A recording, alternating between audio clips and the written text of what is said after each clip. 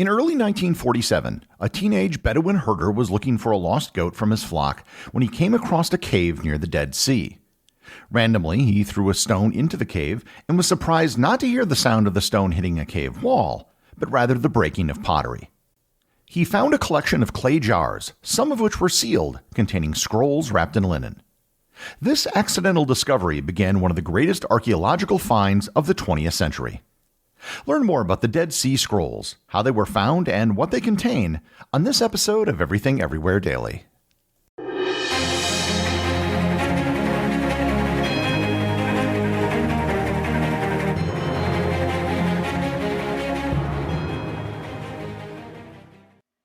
There have been many important weeks in history. Weeks where empires were toppled, kingdoms were established, and wars were decided. But perhaps the greatest week of all is Shark Week. I'm here to let you know that Shark Week is now a podcast.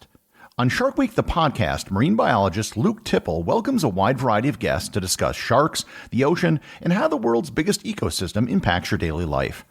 You'll hear inspiring stories from shark encounter survivors, learn cutting-edge science from the world's foremost researchers, and listen in to controversial topics like whether it's okay to kill sharks in the name of science, or what's the connection between illegal shark fishing and human trafficking.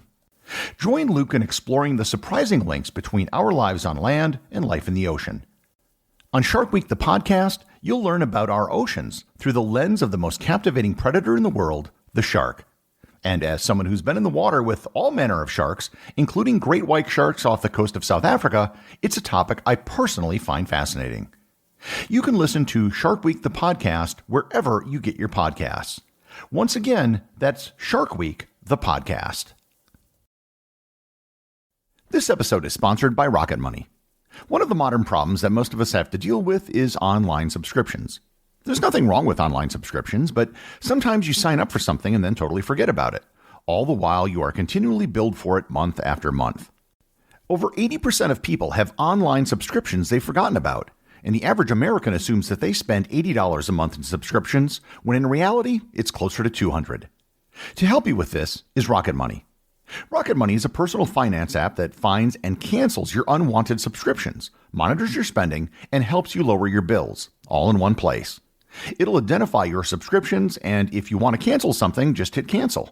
Rocket Money will take care of the rest. Since I've signed up for Rocket Money, I've been better informed as to where exactly my money is going. Stop throwing your money away. Cancel unwanted subscriptions and manage your expenses the easy way by going to rocketmoney.com/daily. That's rocketmoney.com/daily. One more time, that's rocketmoney.com/daily. The story of the discovery of the Dead Sea Scrolls is one of the greatest in the history of archaeology. And one of the things that makes the story so great is that it starts with a couple of young goat herders. The story begins with three members of the Palestinian Tahamiria tribe, Muhammad Atib, his cousin Juma Muhammad, and their friend Khalil Musa. They were tending their goats in an area known as Qumran, just northwest and overlooking the Dead Sea, sometime in late 1946 or early 1947.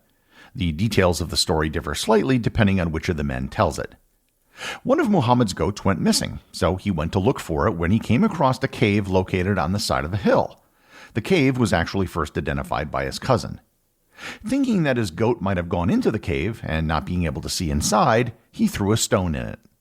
What he heard was not what he was expecting.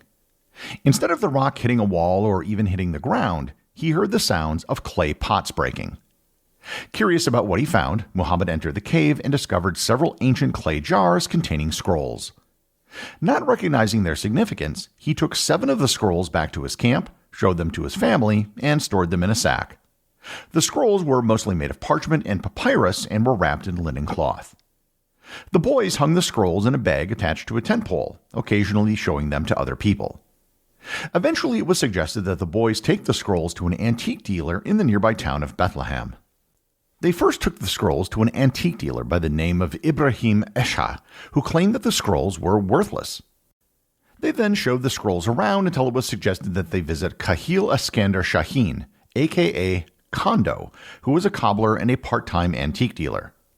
Kondo saw the value in the scrolls, or at least he recognized that there were scholars out there who would pay good money for the scrolls. He paid the boys 28 Jordanian pounds, or the equivalent of a little under 400 in US dollars today. Kondo then turned around and sold the scrolls to 2 other buyers for a hefty profit. 4 of the scrolls were sold to Athanasius Yeshu Samuel, a Christian and the Syrian Orthodox Archbishop of Jerusalem. The other 3 were sold to Eleazar Sukenik, an Israeli archaeologist who purchased them on behalf of the new government of Israel. Sukenik was one of the founders of the Department of Archaeology at Hebrew University and was one of the first people to recognize the importance of the discovery. Another scholar who had early access to the scrolls was John C. Trevor of the American Schools of Oriental Research, now known as the American Society of Overseas Research. Trevor was able to analyze the scrolls and realize that they were very similar to the Nash Papyrus. The Nash Papyrus were 4 papyrus fragments with Hebrew writing that were found in the Egyptian desert in 1906. They were the oldest Hebrew manuscripts known at that time and the oldest known biblical texts. The 4 scrolls purchased by Athanasius Samuel were eventually taken to the United States during the 1948 war, where he tried to sell them to various universities. Having not found a buyer after several years of trying, in 1954 he put out a classified ad in the Wall Street Journal that read, quote, "The 4 Dead Sea Scrolls, biblical manuscripts dating back to at least 200 BC are for sale. This would be an ideal gift to an educational or religious institution by an individual or group." End quote. The classified ad caught the eye of Yigal Yadin, an Israeli archaeologist and the son of Eleazar Sukenik. He secretly negotiated the purchase of the remaining original 7 scrolls on behalf of the Israeli government. These original 7 scrolls, however, were only just the beginning.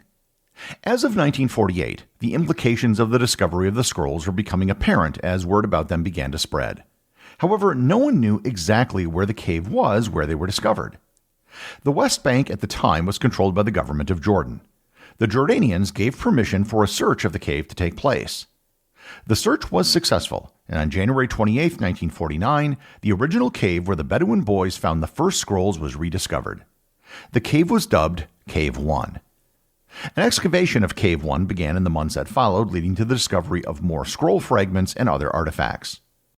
This, however, was just the beginning of excavations and explorations at the Qumran site. Here I should note that the area around the Dead Sea is particularly well suited to the preservation of materials like parchment and papyrus due to its very dry conditions. It's the same reason why so many fragile artifacts have been discovered in the Egyptian desert. The dry air prevents the growth of mold and the decomposition of organic materials, which otherwise don't last very long. In 1951, a large-scale excavation of the site began. The biggest discovery was that of more caves. Cave 2 was discovered in February 1952, which eventually yielded over 300 fragments from 30 different texts. In March of 1952, Cave 3 was found, and before the year was done, they had also discovered Caves 4, 5, and 6.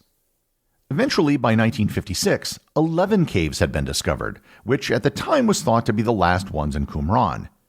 However, there proved to be even more. In 2017, a 12th cave was discovered, but it appeared to have been looted back in the 1950s.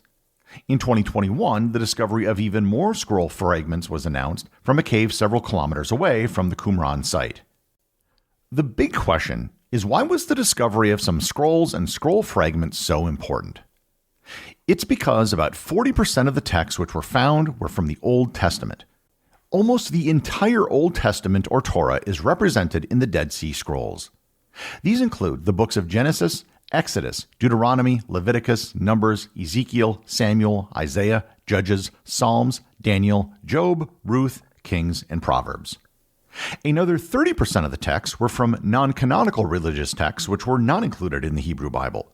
These include the Book of Enoch, the Book of Jubilees, the Book of Tobit, and the Wisdom of Sirach. The remaining 30% of the texts found in the caves were not biblical, but dealt with the communities and sects that lived there and created the texts. One was a manual for military strategy and organization, and another was a set of rules for the community that created the scrolls. One scroll, called the Habakkuk Commentary, gives details on people who lived at the time, but it only uses titles to describe the people, not names.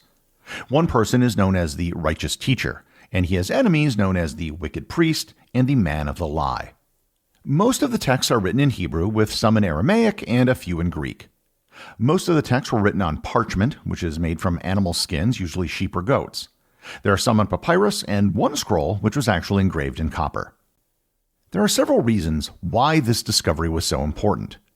The first is that it's very rare to find any writing that's this old, for the reasons I previously gave. Second is that it was the biggest discovery in the history of biblical scholarship. It allowed researchers to compare ancient texts to contemporary versions to see how they changed in translation or may have changed over time. Third, the text provided a great deal of insight into life during what is known as the Second Temple period of Jewish history, roughly from 516 BC to the year 70. One big question is, who wrote the Dead Sea Scrolls? As the scrolls were written over a period of several centuries, there likely wasn't a single group that was responsible for their creation. They were likely created by different groups over time and then deposited there for safekeeping. However, the most popular theory attributes the creation of most of the text to a group called the Essenes. The Essenes were a Jewish sect that emerged around the 2nd century BC and continued into the 1st century. They're mentioned in the history texts by writers such as Josephus and Pliny the Elder. They were known for being a very strict messianic religious sect that lived communally. They also tried to discover hidden meanings in religious texts. Authors from other groups may have contributed to the text as well, including scribes from the Pharisees and Sadducees. One of the biggest challenges in interpreting the Dead Sea Scrolls was the fact that so many of them were nothing more than fragments. There were over 30,000 different fragments that have been found. Some of them were quite large and intact, and others were only a couple of millimeters in diameter. In many cases, just a few characters were enough to know at least what book of the Bible it belonged to. There has been an ongoing quest to analyze and, if possible, assemble all 30,000 pieces. But imagine 30,000 jigsaw pieces belonging to an unknown number of jigsaw puzzles with an unknown number of pieces missing. Advances in technology have been used to analyze and better understand the Dead Sea Scrolls. Photos were originally taken of the scrolls and fragments, but eventually infrared photos were taken to capture details which could not be seen by the naked eye. In the 1990s, NASA participated using multispectral imaging with technology taken from interplanetary probes. DNA analysis of individual parchment fragments has been conducted, so it's possible to find which fragments are part of the same piece of parchment. Digital photography began in 2011, with Google actually taking high-resolution images of all the scrolls and fragments. These images are up to 1.2 gigapixels in size and provide researchers the ability to see things that can't be seen with the naked eye. The digital images will also allow the public to finally be able to view the entire collection. The most recent technology which has been used to analyze the fragments is artificial intelligence. AI is being used to analyze ink and handwriting to determine the number of authors on some of the scrolls. The Dead Sea Scrolls have not been without their share of controversy. When the scrolls were discovered and when most of the excavations took place, the West Bank was controlled by the Jordanian government. Most of the scrolls and fragments found, other than the original 7, were held in the Palestinian Archeological Museum in East Jerusalem. During the Six-Day War in 1967, Israel occupied the West Bank and took control of the Palestinian Archeological Museum. They then moved the scrolls and fragments to the Israel Museum in West Jerusalem in a special facility known as the Shrine of the Book. Today, some of the scrolls are on public display at the Shrine of the Book. The scrolls on display are rotated so they don't suffer from exposure. Currently, both the governments of Jordan and the Palestinian Authority dispute the ownership of the Dead Sea Scrolls. In 1967, some of the scroll fragments were actually stored in bank vaults in Amman, Jordan, where they still reside today. The Dead Sea Scrolls were unquestionably one of the most significant archaeological discoveries of the 20th century, alongside the discovery of the Palace of Knossos in Crete, the tomb of King Tutankhamun in Egypt, and the terracotta warriors in Xi'an, China. Our understanding of ancient Jewish life and the origins of the Bible was greatly advanced, all because of a young man in search of his missing goat. The executive producer of Everything Everywhere Daily is Charles Daniel. The associate producers are Thor Thompson and Peter Bennett. Today's review comes from listener Meredith over on Podcast Addict. She writes, "I'm really enjoying this podcast. My child likes it, and it doesn't bore parents. I'm learning things too. Update, we're about 2/3 of the way to joining the Completionist Club. It's a great podcast for anyone who is curious about a wide variety of topics. Many episodes have spurred us into research topics more deeply. Others have simply reinforced things we already learned, and some are just fun little tidbits that are fun to hear. Thanks." Well, thank you, Meredith. I'm always glad to hear when parents and their children listen to the show together. While the show isn't designed for children per se, it's suitable for kids so long as they're sufficiently curious. And as I always like to say, the show is as child-safe as history will allow. Remember, if you leave a review or send a boostagram, you too can have it read on the show.